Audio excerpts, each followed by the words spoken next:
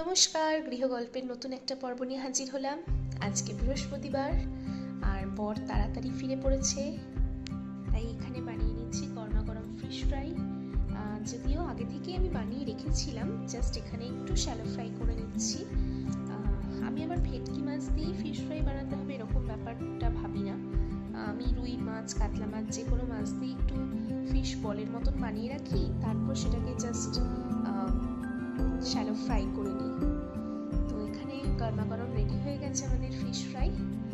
আর এখানে একটু ডেকোরেশনস করে দেবো, করে দিয়ে ওকে সার্ভ করবো।